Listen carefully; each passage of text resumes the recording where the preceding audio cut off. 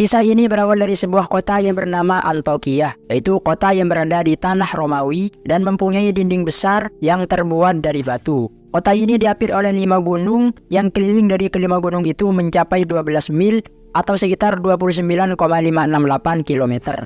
Dikisahkan, Nabi Isa mengutus 2 orang dari kalangan Hawariyin ke kota Antioquia ini. Kalau kalian tidak tahu Hawariyin itu apa? Hawariyin adalah orang-orang yang membela Nabi Isa, setia kepada Nabi Isa, dan membantu Nabi Isa dalam berdakwah. Gampangnya, Hawariyin ini adalah para pengikut Nabi Isa yang hakiki.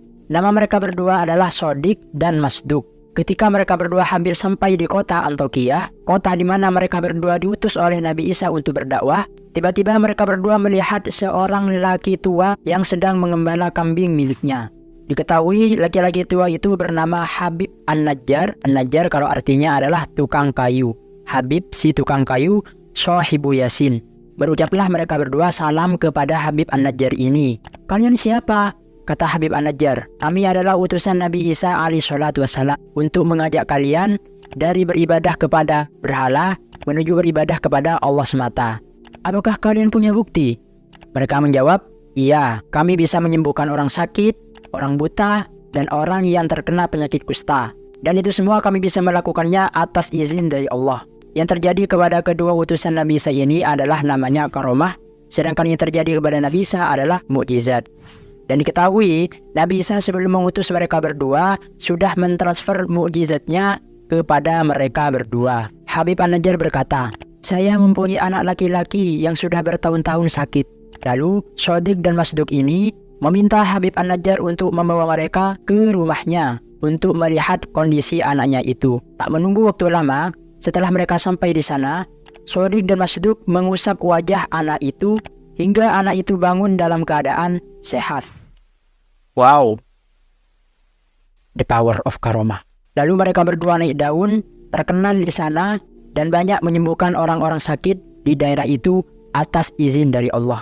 Sehingga kabar mereka terdengar oleh seorang raja yang bernama Antiochos. Mereka berdua kemudian dipanggil, "Siapa kalian berdua?" "Kami berdua adalah utusan Nabi Isa. Untuk apa kalian datang ke sini?" "Kami diutus untuk mengajak engkau dari beribadah kepada benda yang tidak mendengar dan melihat, menuju beribadah kepada Zat yang bisa mendengar dan bisa melihat."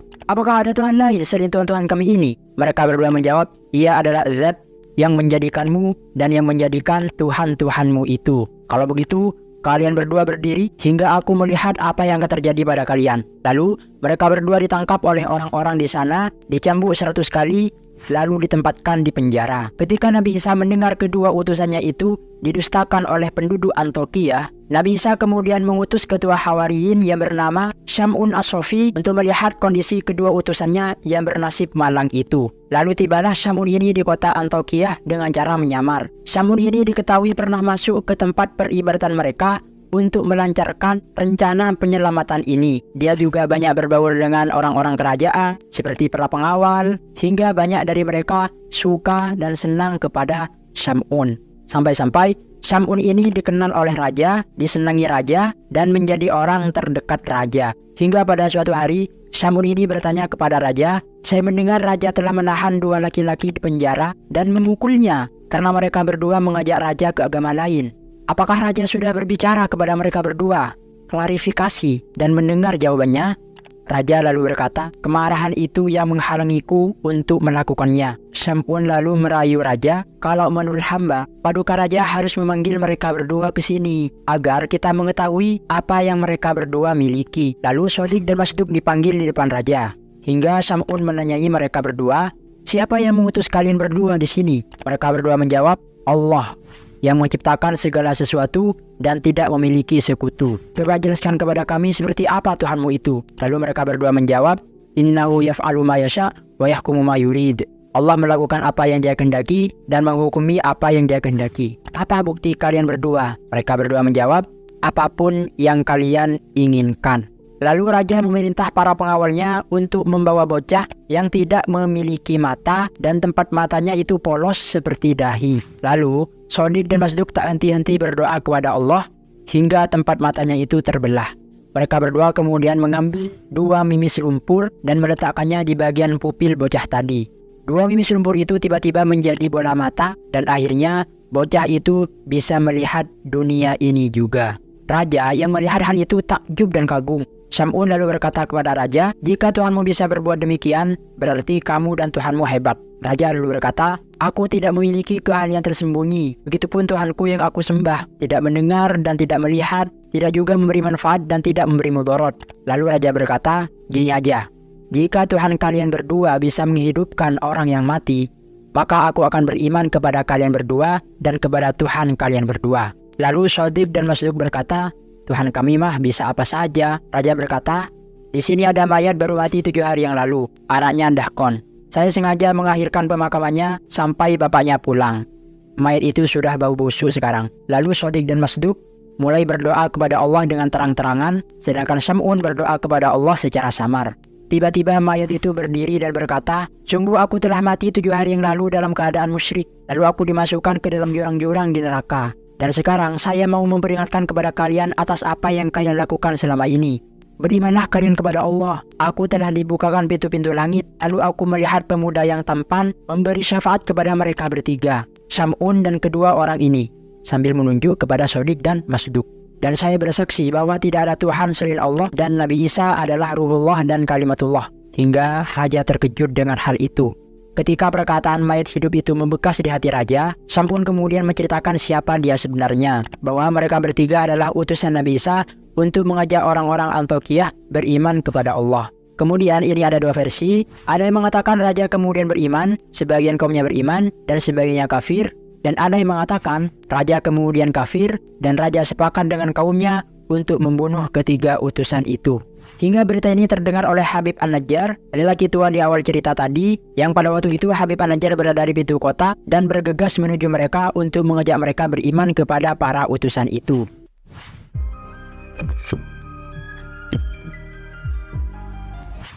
Wadrib lahum mathalan ashabal qaryah. Buatlah perumpamaan Muhammad tentang penduduk suatu negeri. Yang disebut Korea di sini adalah kota Antiokhia yang sudah kita ketahui barusan. Ija'ahal mursalun, ketika datang pada mereka orang-orang yang diutus, yaitu utusan Nabi Isa, Shadiq, Masduq, dan Sam'un. Namun ada juga yang mengatakan mereka bukan diutus Nabi Isa, melainkan Allah sendiri yang mengutusnya. Arsalna ilaihi muthnaini fakadzabuhuma, ketika kami utus kepada mereka 2 orang utusan, lalu mereka mendustakannya. Fa'azzazna bithalithin faqalu inna ilaikum mursalun. Lalu kami kuatkan dengan utusan yang ketiga. Lalu ketiga utusan itu berkata, "Sungguh kami adalah orang-orang yang diutus kepada kalian." 2 orang utusan ini adalah Shadiq dan Masduq, dan orang yang ketiga adalah Sam'un. Qalu ma antum illa basyarum mithluna. Mereka kemudian berkata, "Kalian bertiga hanyalah manusia biasa, sama seperti kami. Wa ma anzalar rahmanu min syai'in in antum illa takdzibun." Dan Allah tidaklah menurunkan suatu apapun, kalian hanyalah berdusta. Qalu rabbuna ya'lamu inna ilaikum lamursalun. Mereka bertiga berkata, "Demi Allah, sungguh kami benar-benar diutus kepada kalian. Wa ma 'alaina illal balagul mubin." Tidaklah kewajiban kami kecuali hanya menyampaikan perintah Allah dengan jelas. Al-balagul mubin ditafsiri dengan at-tabligh al-bayyin al-zahir bil adillatil wadihah. Menyampaikan perintah Allah dengan jelas dengan bukti-bukti yang nyata, seperti menyembuhkan orang buta, penyakit kusta, segala penyakit, dan bisa menghidupkan orang mati. Qalu inna tatayyarna bikum. Mereka berkata, "Kami bernasib malam dikarenakan kalian bertiga." Diceritakan, selama 3 tahun negeri ini tidak turun hujan. Akhirnya, mereka menyalahkan ketiga utusan Nabi Isa itu. Lafaz tatayyarna ini asalnya tafa'alna. Kenapa kok bisa berubah? Li'annahum kanu yatafa'aluna bit-tayr. Karena dulunya mereka itu mengundi nasib dengan menggunakan burung. Apabila burung itu berbelok ke kanan, menurut mereka berarti itu adalah pertanda baik. Tapi jika burung itu berbelok ke kiri, itu artinya pertanda buruk. Oleh karena itu, tafa'alna menjadi tatayyarna. Diambil dari kata at-tayr, burung.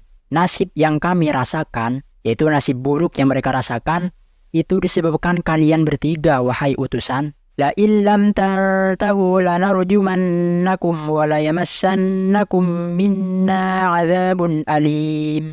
Sungguh jika kalian tidak mau berhenti berdakwah kepada kami akan merajam kalian dengan batu, melempari kalian dengan batu, dan kalian akan merasakan siksa yang pedih dari kami. Qalu ta'irukum ma'akum. Mereka bertiga berkata, nasib malang yang kalian rasakan itu karena ulah kalian sendiri. A'in dzukirtum. Lafaz ini jawabnya dibuang. Ay tatayyartum wa kafartum. Maknanya, apakah karena kalian dimau'idhoi, diberi peringatan, kalian lalu bernasib malang, lalu kalian kafir, berpaling dari ajaran Allah? Ya enggak, bukan karena itu. Bal antum qaumum musrifun. Akan tetapi kalian sendiri yang melewati batas dengan kesyirikan kalian. Padahal sudah jelas mukjizat-mukjizat yang kami bawakan. Makanya kalian mendapatkan nasib malang, tidak dituruni hujan seperti ini. Wajah amin aqsal madinati rajulun yas'a. Lalu datanglah dari ujung kota seorang laki-laki dalam keadaan bergegas. Al-Madinah di sini adalah kota Antioquia yang di ayat sebelumnya diungkapkan dengan Al-Qaryah. Hal ini karena untuk memberi isyarat akan luasnya daerah ini. Laki-laki ini adalah Habib An-Najjar bin Israil, yang mana sebelumnya kita sudah mengetahui dia beriman kepada para utusan Nabi Isa lantaran mereka bisa menyembuhkan anaknya yang sudah lama sakit. Tapi ada yang mengatakan sebab keimanannya itu lantaran penyakit judam yang dia derita. Dulunya dia adalah penyembah berhala selama 70 tahun. Dia berharap dengan menyembah berhala ini, berhala-berhala itu dapat membantu menyembuhkan penyakitnya. Namun tidak berhasil sama sekali. Hingga pada akhirnya dia bertemu dengan para utusan Nabi Isa itu. Lalu mengajaknya menyembah Allah dengan iming-iming Allah akan menyembuhkan penyakitnya. Apakah bisa? Kata Habib An-Najjar. Ya bisalah, kata utusan itu. Lalu para utusan itu berdoa kepada Allah hingga Allah menyembuhkan penyakit Habib An-Najjar ini. Habib An-Najjar ini yas'a, yastaddu adwan, berlari kencang. Setelah mendengar kalau para utusan yang telah membantunya itu didustakan oleh kaumnya. Dia ingin memberi nasihat kepada kaumnya itu bahwa utusan-utusan itu adalah orang yang benar. Dan dia ingin melindungi para utusan itu dan ingin menolak kejahatan yang sangat mungkin akan dilakukan oleh kaumnya itu kepada para utusan. Makanya Habib An-Najjar ini berlari secepat mungkin. Qala ya qaumi ittabi'ul mursalin. Dia berkata, wahai kaumku, ikutilah orang-orang yang diutus itu. Ittabi'u man la yas'alukum ajran wa hum muhtadun. Ikutilah orang-orang yang tidak memintamu imbalan sedikit pun itu. Mereka orang-orang yang mendapat petunjuk. Lalu Habib An-Najjar ditanyai oleh mereka, kamu sudah ikut agama mereka? Lalu Habib An-Najjar berkata, wa ma liya la a'budu alladhi fatarani wa ilaihi turja'un. Mengapa aku tidak mau menyembah Tuhan yang telah menciptakanku?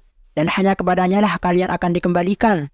A'attakhidhu min dunihi alihatan yuridnir rahmanu bidurril la tuni anni syafa'atuhum syai'aw wa la yunkidun. Apakah aku harus menjadikan berhala-berhala itu sebagai Tuhanku selain Allah? Yang apabila Allah mengkendakiku mendapatkan bencana, syafaat-syafaat mereka tidak berguna sama sekali dan tidak dapat menolongku. Inni idzal lafi dhalalin mubin. Sungguh jika aku berbuat begitu, pasti aku berada di dalam kesesatan yang nyata. Ya rugi dong.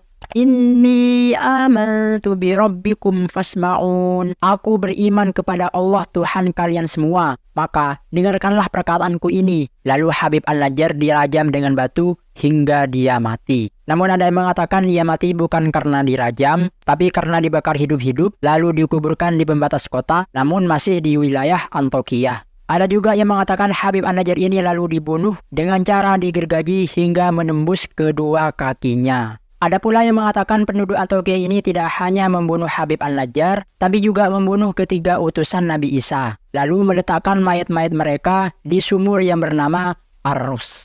Qila dukhulil jannah.